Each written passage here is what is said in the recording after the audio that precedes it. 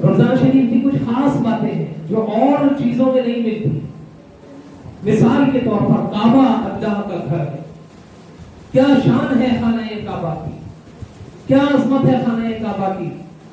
کعبہ معظمہ مسلمانوں کو بلا کر دیتا ہے اور رمضان شریف آ کر رحمتیں بانٹتا ہے.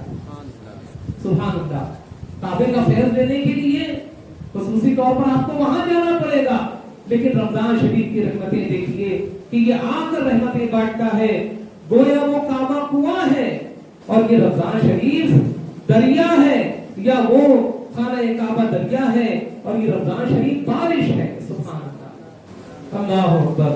اور ایک خاص بات رمضان شریف کی ملاحظہ فرمائیے کہ ہر مہینے میں خاص تاریخیں, اور خاص تاریخوں میں بھی خاص وقت عبادت کے لیے ہوتے ہیں, خاص وقتوں میں عبادت ہوتی ہے. مثال کے طور پر بقرعید کی چند مخصوص تاریخوں میں حج اور محرم کی 10ویں تاریخ افضل ہے, مگر ماہ رمضان میں ہر رات اور ہر وقت عبادت الہی ہوتی ہے. روزہ عبادت ہے, افطار عبادت ہے, افطار کے بعد تراویح کا انتظار عبادت ہے. اور تراویح پڑھ کر سحری کے انتظار میں سونا بھی عبادت ہے. آپ آرام کر رہے ہیں لیکن انتظار ہے کہ سحری کے وقت اٹھنا ہے, تو اب یہ سونا بھی عبادت ہے, پھر سحری کھانا بھی عبادت ہے. الغرض ہر آن خدا کی شان رمضان شریف میں نظر آتی ہے. سبحان اللہ, سبحان اللہ. اور سنیے رمضان شریف کی خاص بات, رمضان ایک بھٹی ہے. جیسے کہ بھٹی گندے لوہے کو صاف کر دیتی ہے اور اس لوہے کو اوزار بنا دیتی ہے, مشین کا پرزہ بنا دیتی ہے, قیمتی بنا دیتی ہے لوہے کو بھٹی. اور اسی طریقے سے جیسے سونا تپایا جاتا ہے اور پھر تپنے کے بعد زیور کے بنانے کے استعمال میں آتا ہے, ایسے ہی ماہ رمضان گناہ گاروں کو پاک کرتا ہے اور نیک لوگوں کے درجے بڑھاتا ہے. سبحان اللہ. کیا شان ہے رمضان شریف کی. اگر رمضان شریف میں بھی ہم محروم رہ گئے تو بھلا بتاؤ کہ پھر آخرت کی تیاری کب ہوگی. لہذا رمضان شریف کی جو ساعتیں گزر رہی ہیں اس سے خوب فیض اٹھانے کی کوشش کرو. اپنے ذہن کو بناؤ, کیونکہ ہاتھ پیر میں حرکت, دماغ میں جب بات آتی ہے, دل میں گھر کرتی ہے, آدمی سوچتا ہے تو پھر عمل کرتا ہے. تو سوچنے کی عادت ڈالو. میرا فائدہ کاہے میں ہے, مجھ کو کیا کرنا چاہیے, میں کیا کر رہا ہوں, مجھ کو کدھر لگنا چاہیے, میں کدھر لگ رہا ہوں. سوچنے کی عادت ڈالو. اب آگا ہم کو دینی فکر والا مزاج عطا فرمائے. اور رمضان شریف کی خاص بات یہ ہے کہ رمضان میں نفل کا ثواب فرض کے برابر اور فرض کا ثواب 70 گنا ملتا ہے. سبحان اللہ, سبحان اللہ. اور بعض علماء فرماتے ہیں کہ جو رمضان میں مر جائے اس سے سوالات قبر نہیں ہوتے. سبحان اللہ. کیا خوش نصیب ہے وہ ایمان والا جس کو اللہ تعالی رمضان شریف میں موت عطا فرمائے, کہ فرمایا گیا کہ اس سے سوالات قبر نہیں ہوں گے, ایک بہت بڑے امتحان سے وہ بچ جائے گا. لیکن رمضان شریف میں مرنا کب فائدہ دے گا؟ جب آدمی ایمان والا ہو اور ایمان لے کر دنیا سے جائے. اعتبار کاہے کا ہے؟ اعتبار خاتمے کا ہے کہ خاتمہ کس پر ہوا. جب مرا تو اس کا ایمان و عقیدہ کیسا تھا, سلامت تھا, معاذ کے یا لڑ گیا تھا. اس لیے ہر آن اپنے ایمان کی سلامتی چاہو اور ہر دعا سے بڑھ کر یہ دعا کرو کہ یا اللہ مجھ کو ایمانی زندگی دے اور مجھ کو ایمان پر موت عطا فرما. اصل کامیابی یہی ہے کہ آدمی ایمان لے کر دنیا سے چلا جائے. رمضان شریف کی چھٹی خصوصیت سماعت فرمائیے کہ اس مہینے میں شب قدر ہے. اللہ اکبر, سبحان اللہ, سبحان اللہ. یہ جو بڑی رات آتی ہے رمضان شریف میں قرآن کریم آیا اور اللہ تعالی ارشاد فرماتا ہے انا انزلناہ فی لیلۃ القدر, بے شک ہم نے اسے شب قدر میں اتارا. دونوں آیتوں کو ملانے سے معلوم ہوا کہ شب قدر رمضان ہی میں ہے اور وہ غالباً رمضان شریف کی 27ویں رات ہے, کیونکہ لیلۃ القدر میں 9 حروف ہیں. کتنے حرف ہیں لیلۃ القدر میں؟ 9 حرف ہیں. اور سورہ قدر میں یہ 3 بار آیا ہے جس سے 27 حاصل ہوا کہ وہ 27ویں شب ہے. اور سنیے رمضان شریف کی خصوصیت, رمضان میں دوزخ کے دروازے بند کر دیے جاتے ہیں, جنت سجائی جاتی ہے, اس کے دروازے کھول دیے جاتے ہیں. اسی لیے ان دنوں میں नेकियों की ज्यादती और गुनाहों की कमी होती है। और जो लोग गुनाह भी करते हैं तो वो अपने नफ्स अम्मारा या अपने साथी शैतान, जो एक साथ में शैतान लगा हुआ है, उसके बहकाने से करते हैं। वरना रमजान शरीफ में तो शैतान बंद कर दिए जाते हैं। 8वीं रमजान शरीफ की खास बात यह है कि रमजान में खाने पीने का हिसाब नहीं होता। जो सहरी में, जो इफ्तारी में खाना खाया पिया जाता है, उसका हिसाब नहीं होगा। और नई बात ये कि क़यामत में रमजान और कुरान रोजादार की शफाअत करेंगे। लिहाजा अपनी शफाअत का, क़यामत के अजाब से बचने का, जहन्नम के अजाब से बचने का आज इंतजाम कर लो और अपने शफी तैयार कर लो। क़यामत में रमजान और कुरान रोजादार की शफाअत करेंगे। रमजान तो कहेगा कि मौला मैंने इसे दिन में खाने पीने से रोका था, और कुरान अर्ज करेगा कि यार मैंने इसे रात में तिलावत और तरावी के जरिए सोने से रोका था। सारी जिंदगी पड़ी है सोने के लिए, लेकिन ये खास वक्त है जागने का। जितना जागना हो जाग लो। और फिर जागना क्या, कम से कम लोग अपने फजूल बातों पर कंट्रोल कर ले तो कुछ ना कुछ इबादत हो जाए। बस मोबाइल लिया चलाना शुरू, मोबाइल लिया चलाना शुरू, कितने घंटे उसमें बीत जाते हैं आदमी को एहसास तक नहीं होता। लिहाजा तमाम अल्लाह वल्लह चीजें अपने मोबाइल से डिलीट कीजिए। आप देखिए कि आप व्हाट्सएप चलाते हैं कितने घंटा चलाते हैं, आप ये चलाते हैं कितने घंटा चलाते हैं, ये चलाते हैं कितने घंटा चलाते हैं, फिर उसको नापिए तो लिए आप क्या आप वो चलाते हैं तो आपका क्या फायदा होता है, क्या नुकसान होता है। अब देखिए आप, आपके लिए क्या वो चलाना जरूरी है, आपका कारोबार उससे है या आपका दीन उससे है या आपकी कोई जरूरत उससे है। आप जब नापेंगे तोलेंगे तो शायद बहुत कम वक्त निकलेगा जो मोबाइल का आप सही इस्तेमाल करते हो। लिहाजा सब डिलीट कीजिए उसमें से, सिर्फ जरूरी चीजें रखिए। फिर धीरे धीरे आपकी आदत पड़ जाएगी, आपकी तवज्जो काम की तरफ, इबादत की तरफ हो जाएगी और आप मोबाइल की लत से आजाद हो जाएंगे। और कुरान और रमजान शरीफ की 11वीं शान समात फरमाइए। कुरान में सिर्फ रमजान शरीफ ही का नाम लिया गया है। रमजान महीने का नाम कुरान शरीफ में आया है और इसी के फजाइल बयान हुए। किसी दूसरे महीने का न तो नाम सराहतन कुरान करीम में है, न ऐसे फजाइल का बयान कुरान करीम में मिलेगा। महीनों में सिर्फ माह रमजान का नाम कुरान शरीफ में लिया गया है। औरतों में सिर्फ बीबी मरियम रज़ियल्लाहु ताला अन्हा का नाम कुरान करीम में आया है और सहाबा में सिर्फ हजरत सैयदना ज़ैद इब्ने हारिसा का नाम कुरान करीम में लिया गया है। इससे इन तीनों की अजमत का पता चलता है कि इन हजरात की क्या शान है कि कुरान में अल्लाह ताला ने इनका नाम जिक्र फरमाया। सुभान अल्लाह। और 12वीं फजीलत रमजान शरीफ की समात फरमाइए। रमजान शरीफ में इफ्तार और सहरी के वक्त दुआ कबूल होती है। कौन बंदा नहीं चाहेगा कि मैं दुआ करूं और मेरी दुआ कबूल हो जाए, लेकिन दुआओं की कबूलियत के भी खास औकात होते हैं। जुमा के दिन एक ऐसी साथ होती है जिसमें अल्लाह पाक से उसका बंदा जो मांगे अल्लाह पाक अता फरमाएगा। रमजान शरीफ में इफ्तारी और सहरी के वक्त दुआ कबूल होती है, यानी इफ्तार करते वक्त और सहरी खाकर। ये मर्तबा किसी और महीने को हासिल नहीं है। आदमी को ये जरूरी है कि वो मसाइल को सीखे।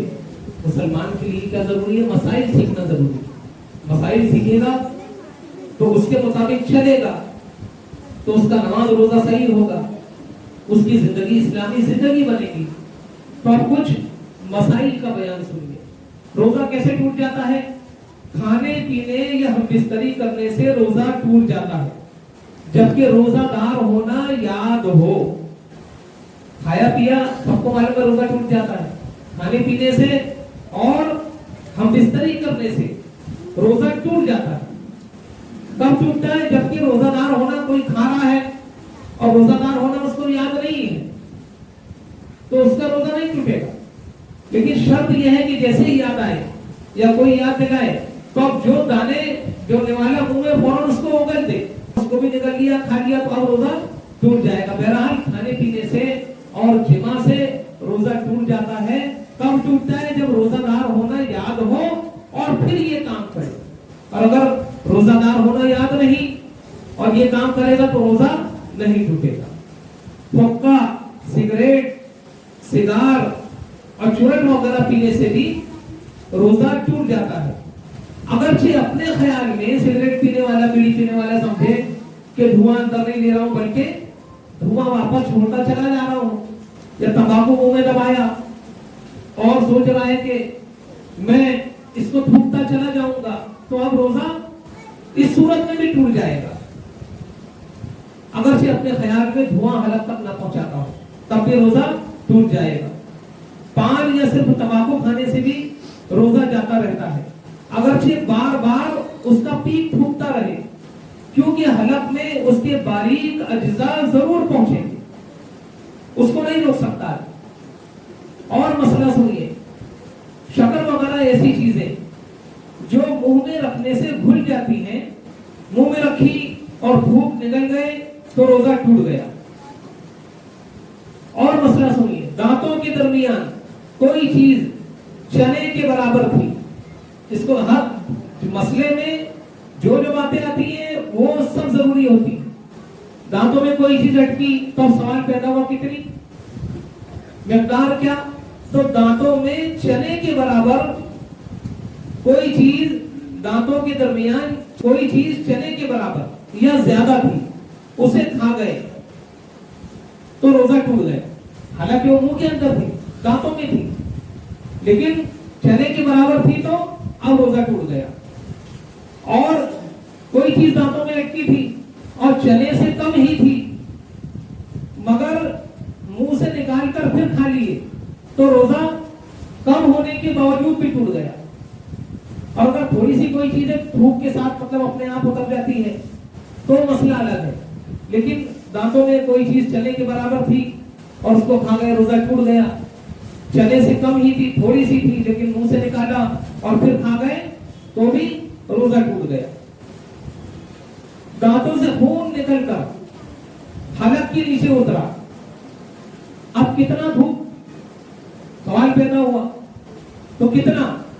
تو دانتوں سے خون نکل کر حلق سے نیچے اترا اور خون تھوک سے زیادہ ہے یا برابر یا کم تھا، مگر اس کا مزہ حلق میں محسوس ہوا۔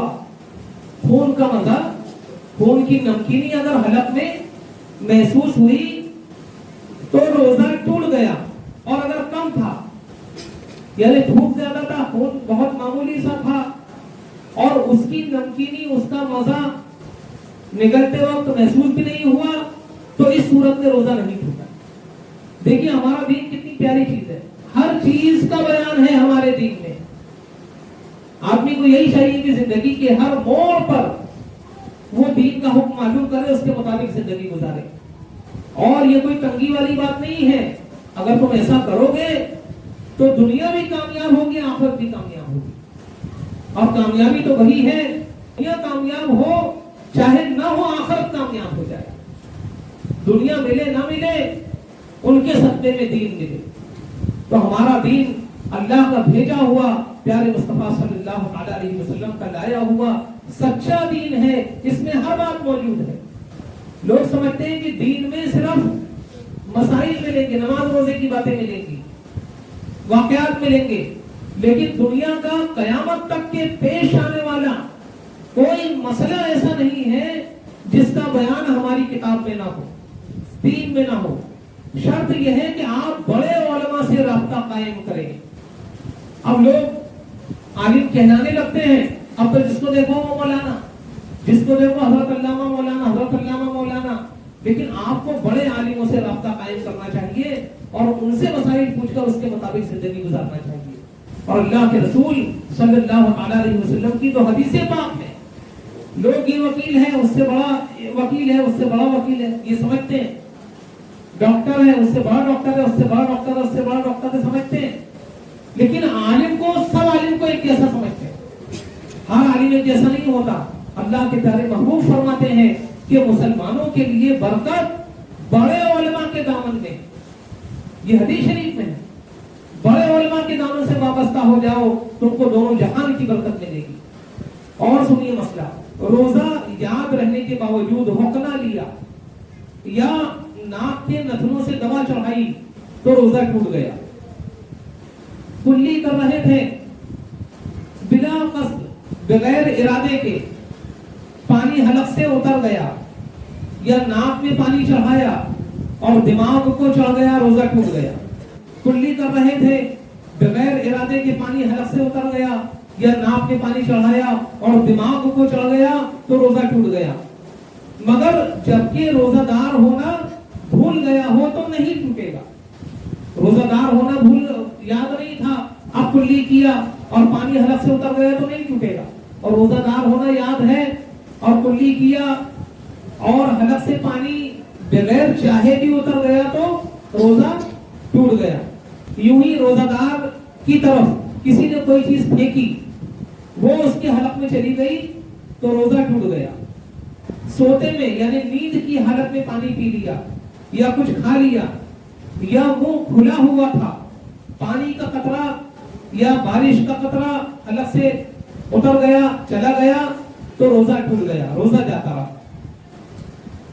دوسرے کا تھوک نکل لیا یا اپنا ہی تھوک ہاتھ میں لے کر نکل لیا تو روزہ ٹوٹ گیا۔ جب تک تھوک یا بلغم منہ کے اندر موجود ہو تو اسے نکل جانے سے روزہ نہیں ٹوٹتا۔ بار بار تھوکنے کی ضرورت نہیں ہے۔